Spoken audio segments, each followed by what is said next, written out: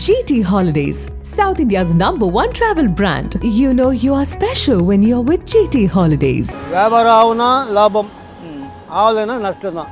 இதே மாதிரி தான் ரோட்டில் தான் போட்டு வியாபாரம். கடை வைக்கிறதுக்கு வசதி ஆகணும், அதுக்கு அட்வான்ஸ் கட்டணும், இது வாடகை கட்டணும், எல்லாம் பண்ணணும். அது வசதி இல்லை எங்களுக்கு. கஷ்டம் எல்லா வழியில் வரும். வாழ்க்கையில் கஷ்டம் இல்லாத வாழ்க்கையே கிடையாது. கார்பரேஷன் ப்ராப்ளம் வரும். ஒவ்வொரு டைமில் அவங்க வாரின்னு போயிடுவாங்க. ஏதாச்சும் ஆசை நிறையா இருக்குது. ஆசை வச்சு என்ன பிரயோஜனம்? நிம்மதி நம்ம கையில் இல்லை. அவன் தான் நினச்சா நிம்மதி கொடுக்கணும், நினச்சா கஷ்டம் கொடுக்கணும், எல்லாம் அவன் கையில் இருக்குது. நம்ம கையில் ஒன்றுமே கிடையாது. நம்மளால முயற்சி பண்ணணும், அவ்வளோதான்.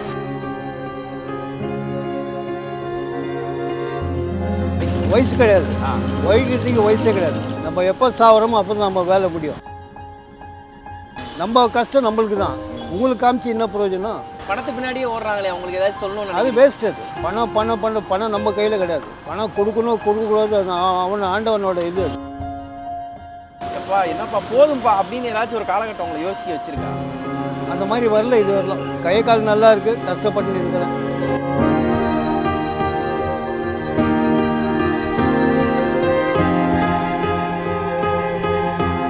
ஐயா வணக்கம். வணக்கம். உங்களை பற்றி சொல்லுங்கள். உங்கள் பேர், எந்த ஊர்? என் பேர் அப்துல் கனி. ஊர் சென்னை தான். சரி, எத்தனை வருஷமாக இந்த தொழில் பண்ணிகிட்டு இருக்கீங்க?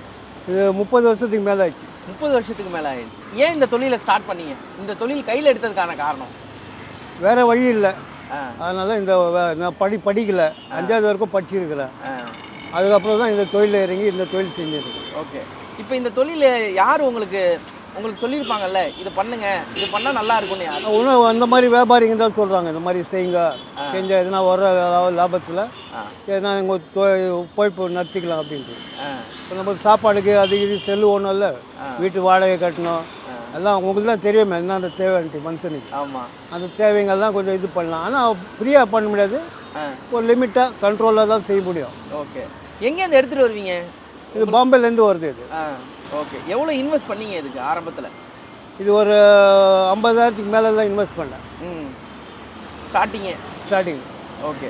இந்த தொழிலை பொறுத்த வரைக்கும் லாபம் நஷ்டம் எப்படி அதை கால்குலேட் பண்ணுவீங்க? வியாபாரம் ஆகுனா லாபம், ஆகலைன்னா நஷ்டம் தான். ஓகே. இப்போ வந்து சாலையில் வச்சுருக்கீங்க. 30 வருஷத்துக்கு முன்னாடி எப்படி? இதே மாதிரி தான் ரோட்டில் தான் போட்டு வியாபாரம். ஒரு கடை வைக்கணும், அது மாதிரி வசதி இல்லை. கடை வைக்கிறதுக்கு வசதி ஆகணும், அதுக்கு அட்வான்ஸ் கட்டணும், இது வாடகை கட்டணும், எல்லாம் பண்ணணும். அது வசதி இல்லை எங்களுக்கு. ஓகே. உங்கள் ஃபேமிலியே இதை வச்சு தான் ரன் பண்ணிட்டு இருக்கீங்க? ஆமாம். ஓகே. இப்போ உங்களுக்கு வயசு எவ்வளோ? எனக்கு 75 ஆகுது. 75 வயசு ஆகுது. அப்பா, கிட்டத்தட்ட. அதுக்கு முன்னாடி என்ன பண்ணிட்டு இருந்தீங்க? 30 வருஷமாக சொல்கிறீங்க. அதுக்கு முன்னாடி வந்து எலிஃபென்ட் ஸ்ட்ரீட்டில் வேலை செஞ்சேன் கடையில். அது அவர் ஓனர் வந்து இறந்துட்டார். அது இறந்த அப்புறம் தான் இதில் வந்தேன் நான். இப்போ ஒவ்வொரு தொழிலும் ஆரம்பிக்கும் போதும் ஒரு குறிப்பிட்டதுக்கப்புறம் நாமளே ஓனர் ஆகிட்டோம், நாமளே இந்த வேலையை செய்யணும் அப்படிங்கும் போது என்னென்ன கஷ்டம் இருந்துச்சு இந்த தொழிலை பொறுத்த வரைக்கும்? கஷ்டம் எல்லா வழியில் வரும். வாழ்க்கையில் கஷ்டம் இல்லாத வாழ்க்கையே கிடையாது. ஆனால் இதில் வந்து ஒவ்வொரு இடத்தையா தேடி போய் வியாபாரம் பண்ண இல்லை, அந்த மாதிரி இல்லை. இந்த ஏரியா தான் 30 வருஷத்துக்கு மேலே ஆயிடுச்சு. அண்ணா நகரில் தான். ஆமாம், இதே ரோட்டில் 30 வருஷத்துக்கு மேலே ஆயிடுச்சு. ஓகே. இங்கே உட்காந்து முதல்ல அங்கே போட்டிருந்தேன். அப்புறம் முதல்லலாம் இந்த சேவர் கிடையாது. காவா சேவர் கட்டாமல் இருந்தது, டவுன் இருந்தது, அப்படியே ஓப்பனாக இருந்தது. அப்போலேருந்து அங்கே போட்டிருந்தேன். இப்போ சேவர் கட்டின அப்புறம் மரங்கிரெல்லாம் வெட்டி இது பண்ண அப்புறமா இங்கே வந்தேன். அங்கே போனேன். அங்கேருந்து குப்பை தொட்டி கட்டாங்க, அங்கேருந்து தூக்கினது மறுபடியும் இங்கே போட்டேன். சரி. உங்களுக்கு எத்தனை பசங்க? எனக்கு 2 ஆம்பளை பசங்க. ஓகே. அவங்களாம் என்ன பண்ணுறாங்க? அவங்களும் வியாபாரம் பண்ணுறாங்க. அவங்களும் இதே வியாபாரம் தான். சின்ன பையன் இந்த வியாபாரம் தான் பண்ணுறான். பெரிய வந்து லாரி ஆஃபீஸ் வச்சு நடத்துகிறாங்க. ஓகே. உங்கள் பசங்க சொல்லலையா கொஞ்ச காலம் இவ்வளோ வருஷம் கஷ்டப்பட்டீங்க, ரெஸ்ட் எடுங்கன்னு சொல்லலையா? ரெஸ்ட்டுன்னு அவங்களுக்கு வசதி இல்லை. அவங்க ஃபேமிலி மெயின்டைன்ஸ் பண்ணுறதுக்கு அவங்களுக்கு கரெக்டாக இருக்குது. இப்போ நான் என் ஒய்ஃப் பேர் என்னன்னாக்கா கொஞ்சம் கஷ்டம் தான். நம்மனால முடிஞ்ச அளவுக்கு செஞ்சாக்கா அது கொஞ்சம் அட்ஜஸ்ட் ஆகிடும்ல, அதனால தான். ஓகே. இப்போ இந்த வீட்டில் என்ன சொன்னாங்க இந்த தொழில் ஆரம்பிக்கும் போது? நீங்கள் ஒரு இடத்துல வேலை செஞ்சுட்டு இருந்தீங்க, திடீர்னு நான் தொழில் ஆரம்பிக்க போனோன்னா என்ன சொன்னாங்க? என்ன சொல்லுவோம், வேறு வழி இல்லைங்களே, அது பண்ணதான் நம்ம சாப்பிட முடியும். ஓகே. இதில் சம்பாதிக்காமல் சாப்பிட முடியுமா?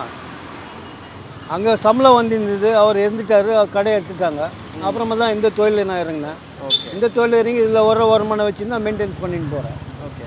இப்போ நீங்கள் சொன்னீங்க வந்தால் லாபம் இல்லைன்னா நஷ்டம் அப்படின்னு. ஆமாம். எந்த காலகட்டம் உங்களை ரொம்ப எப்பா என்னப்பா போதும்பா அப்படின்னு ஏதாச்சும் ஒரு காலகட்டம் உங்களை யோசிக்க வச்சிருக்கா?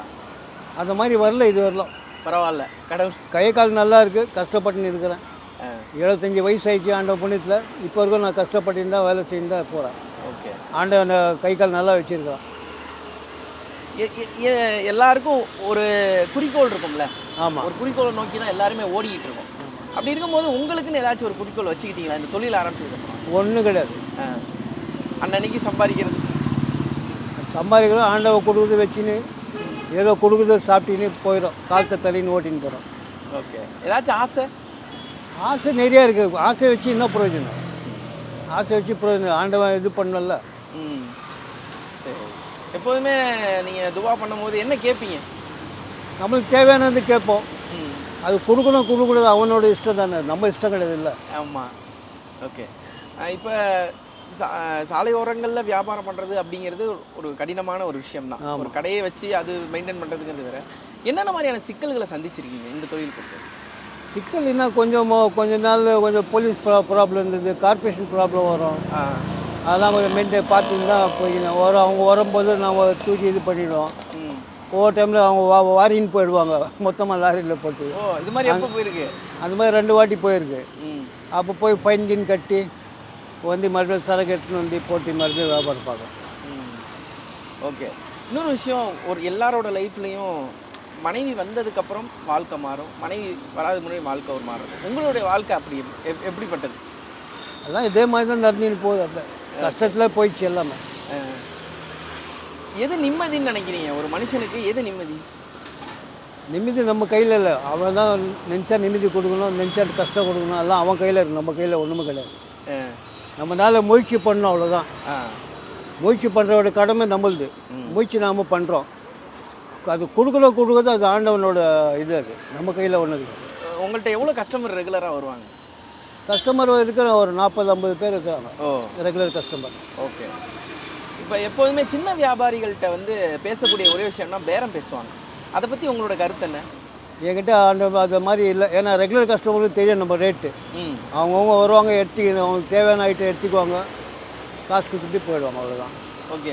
புது ஆள் யாருன்னா வந்தால் தான், ரோட்டில் போகிற புது ஆள் வந்தால் தான் அவங்க பேரம் பேசுவாங்க. இந்த ரேட்டு கேட்பாங்க. இந்த ரேட்டுனாக்கா இந்த விலைக்கு கொடுங்க, அந்த விலைக்கு கொடுங்கன்னு சொல்லி நம்மளுக்கு கட்டுப்படியான கொடுப்போம். இல்லை வராதுன்னு சொல்லி அனுப்பிச்சிடுவீங்க. ஓகே. எவ்வளோ மாறி இருக்குது இந்த ஏரியா? ஏன்னா நீங்கள் 30 வருஷமாக கிட்டத்தட்ட இங்கே தான் இருக்கீங்க. ஆரம்பத்தில் எப்படி இருந்துச்சு, இப்போ எப்படி இருக்குது? முதல்ல நல்லா இருந்தது ஏரியா. நம்ம இந்த மாதிரி வெயிலே பார்க்க முடியாது. ஃபஸ்ட்டெல்லாம் இந்த மாதிரி ரோட்டில் வெயிலே பார்க்க முடியாது. வெயில் காலத்தில் ஏப்ரல் மே மாதம் கூட நீங்கள் வெயில் பார்க்க முடியாது. இதெல்லாம் மரம் இந்த இது கட்டினாங்களே சேவரு, இப்போ மரம்லாம் வெட்டி எடுத்து தான் இந்த மாதிரி வெயில் வருது. ஓகே. ரோட்டில். ஓகே. இப்போ எவ்வளோ இன்வெஸ்ட் பண்ணியிருக்கீங்க? இப்போ அதான் அது முதல்ல பண்ண இன்வெஸ்ட் தான். அப்படியே ஃபைனான்ஸ் வாங்குவோம், கட்டுவோம், தண்டலுக்கு மாதிரி கட்டுவோம் டெய்லி. அதை முடிஞ்சிச்சுன்னா மறுபடியும் வாங்கி சரக்கு வாங்கி போடுவோம். அந்த மாதிரி தான் ரொட்டேஷன் ஆகிக்கினே போகுது. என்ன சேமிப்புனா என்ன? இதில் சேமிப்பு கிடையாது. ஆனால் சாப்பாடு கொடுத்தா போதும், நம்ம செலவு எடுத்துட்டா போதும். அதான் ரொம்ப பெரிய விஷயம். நம்ம செலவு எடுத்துட்டாக்கா வீட்டு வாடகை அது இதில் என்னென்ன செலவு இருக்குது, சாப்பாடு செலவெல்லாம் அது எடுத்துட்டா அது ரொம்ப பெரிய இது. அது விஷயம். அது என்னைக்காச்சும் ரெஸ்ட் எடுக்கணும்னு நினச்சிருக்கீங்களா? வாட்டில் வெள்ளிக்கிழமை ரெஸ்ட் எடுப்பேன். ரெஸ்ட் எடுப்பீங்க? வெள்ளிக்கிழமை கடை போட மாட்டேன். வெள்ளிக்கிழமை நமாஸ் போயிட்டு வந்து வீட்டில் இருப்பேன். அந்த மட்டும்தான் ரெஸ்ட்டு? ஆமாம். ஓகே. உழைக்கிறதுக்குன்னு வயசு இருக்கா? இந்த வயசு வரைக்கும் வயசு கிடையாது. உழைக்கிறதுக்கு வயசே கிடையாது. நம்ம எப்போ சாப்பிட்றோமோ அப்போ தான் நம்ம வேலை முடியும். நம்ம சாப்பிட்ற மட்டும் நம்மளுக்கு இந்த வேலை தான். நிம்மதி எப்போ கிடைக்கும்னா நம்ம செத்த அப்புறம் தான் நிம்மதி. ஏன் அப்படி சொல்கிறீங்க? இருக்கும்போதே நிறைய பேர் நிம்மதியாக இருக்கிறாங்க. அது ஆண்டவங்க அவங்களுக்கு கொடுத்தா அவங்க நிம்மதியாக இருக்காங்க. நம்மக்கிட்ட இல்லை, எதுவுமே இல்லை. நம்ம தொழில் பண்ணது தான் நம்மளுக்கு சாப்பாடு. இது இல்லைன்னா நம்மளுக்கு சாப்பாடு கிடையாது. ஓகே. எந்த காலகட்டம் ரொம்ப இக்கட்டான காலகட்டமாக இருந்திருக்கு உங்களுக்கு? நான் முதல்லேருந்து கஷ்டத்தில் தான் இருக்கிறேன். ஆரம்பத்துலேருந்து எங்கள் அப்பா கூட ஒன்றும் இது பண்ணல.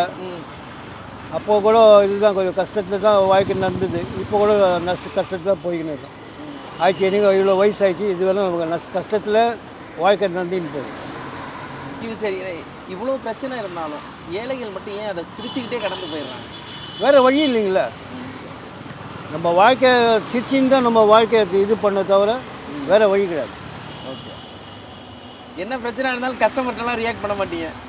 அது பண்ணி பிரயோஜனம் இல்லைங்களா? நம்ம கஷ்டம் நம்மளுக்கு தான்.